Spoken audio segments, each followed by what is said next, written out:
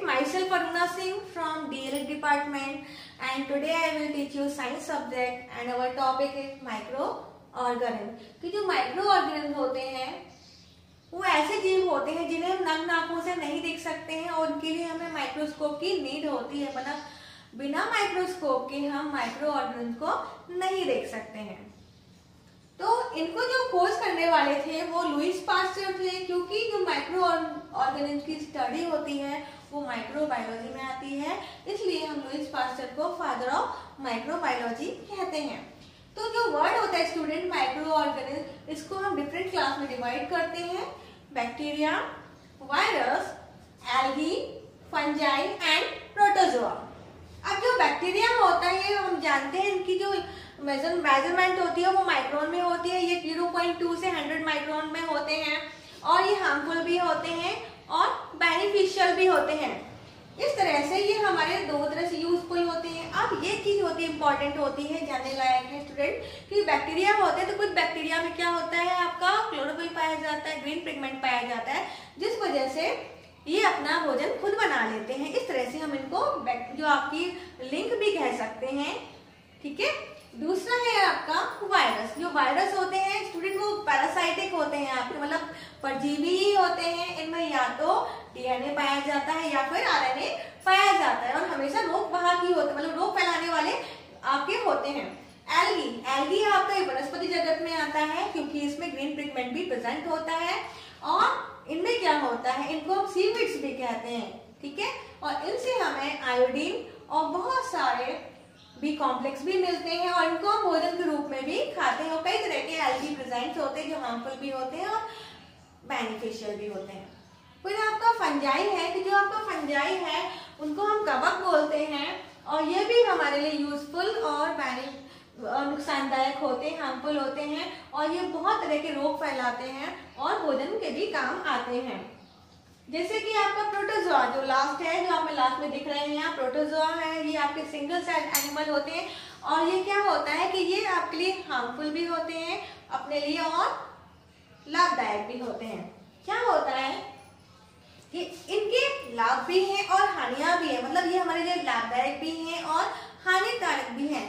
अब क्या है, जो माइक्रो ऑर्गेनिज्म का हम जो क्लास पढ़ रहे थे, इनके यूजेस क्या है हमारी डेली लाइफ में, हमारे लिए किस तरह से यूजफुल होते हैं माइक्रो ऑर्गेनिज्म, उसके बारे में हम लोग स्टडी करेंगे। जैसे कि आपका है प्रोड्यूस एंटीबायोटिक बनाने में यूज होते हैं माइक्रो ऑर्गेनिज्म। दूसरा आपका वैक्सीन बनाने में यूज होता है। तीसरा आपका विटामिन बी कॉम्प्लेक्स जैसे कि इस बैक्टीरिया से आपको मिलता है। तो इस तरह से माइक्रो ऑर्गेनिज्म हमारे लिए यूजफुल होता है।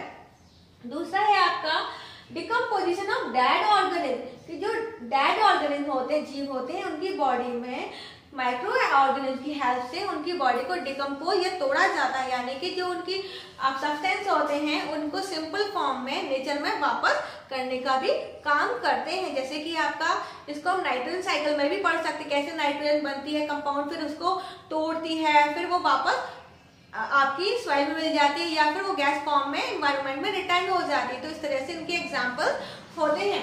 फिर है आपका इंट्रोडक्शन ऑफ ब्रेड, कि जो हम ब्रेड खाते हैं उसके बनाने में भी, अल्कोहल बनाने में भी, कर्ड बनाने में। कर्ड कैसे बनता है स्टूडेंट, कि जब आपका लैक्टोबैसिलस होता है बैक्टीरिया, वो क्या करता है मिल्क को कर्ड में कन्वर्ट कर देता है और हमें कर्ड मिल जाता है। अल्कोहल भी इसी तरह से बनाया जाता है, शराब भी बनती है ग्रेप्स को आपको रोटन करके, है ना, उसको फर्मेंट करके। तो क्या होता है इस तरह से जो माइक्रो ऑर्गेनिज्म होते हैं वो क्या करते हैं, इन चीजों को अल्कोहल, ब्रेड और कर्ड में यूजफुल होते हैं बनाने के लिए। अब जो फंजाई बैक्टीरिया होते हैं वो क्या करते हैं, जो कॉम्प्लेक्स मिनरल्स होते हैं उनको कॉम्प्लेक्स फॉर्म से सिंपल फॉर्म में तोड़ने का भी काम करते हैं। नेक्स्ट है हार्मफुल एंड बेनिफिट। बता चुकी हूँ, आपको डिस्कस कर चुके हैं हम लोग कि बहुत सारे हार्मफुल होते हैं, डिजीज कॉज करते हैं, नुकसान कर देते हैं हमारी चीजों का। बेनिफिट्स फायदे पहुंचाते हैं, भोजन के रूप में यूज करते हैं और बहुत सारे प्रोडक्ट में भी हम मेडिसिन वगैरह में भी इसका यूज कर लेते हैं माइक्रो ऑर्गेनिज्म का। फिर है आपका डिजीज कॉजिंग माइक्रो ऑर्गेनिज्म। कौन कौन से माइक्रो ऑर्गेनिज्म होते हैं जो डिजीज को कॉज करते हैं, जैसे कि अभी चल रहा है प्रेजेंट में आप लोग देख रहे हो कोरोना जो आपका है डिजीज, वो क्या करता है, वायरल है, यानी कि वायरस से फैलने वाला है। इसके लिए हम लोग क्या करते हैं कि आपका कनेक्शन कॉन्टेक्ट से दूर रहना है, स्नीज जो होते हैं उनसे दूर रहना, मतलब पर्सन से जो आपका डिस्टेंस है, ताकि उनका संक्रमण या इन्फेक्शन हम लोगों में ना हो पाए। इसके अलावा पोलियो होता है, इन्फ्लुएंजा होता है, तो ऐसे बहुत सारे, एड्स आपने पढ़े होंगे, जो पढ़ाने चल रहा है वो भी आपके वायरस से होने वाली बीमारियां होती हैं। फिर आपका बैक्टीरिया क्या करता है, टीबी, आपका ट्यूबरक्लोसिस कॉज कर देता है, टीबी हो जाती है, क्षय रोग तपेदिक जिसको बोलते हैं। फिर आपका है फंजाई, जो फंजाई होते हैं वो हमारे अंदर यानी कि ह्यूमन में खाने के अलावा बहुत सारे नुकसान भी कॉज करते हैं, जैसे कि स्किन में इन्फेक्शन हो जाते हैं, दांत खाद होती है, वो भी फंजाई की वजह से ही होती है।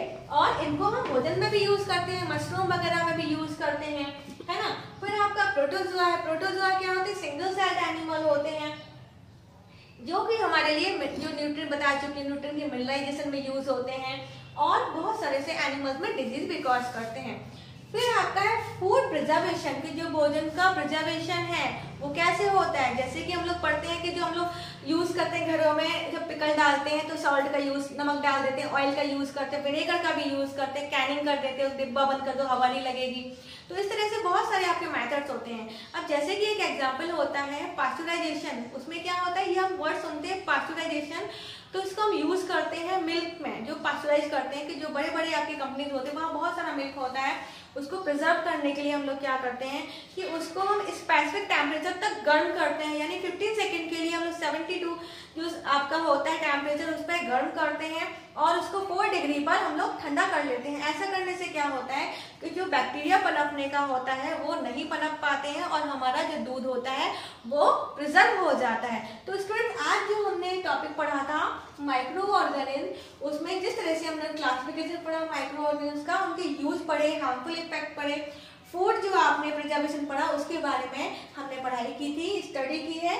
I think this is the best topic for all the student. Thank you.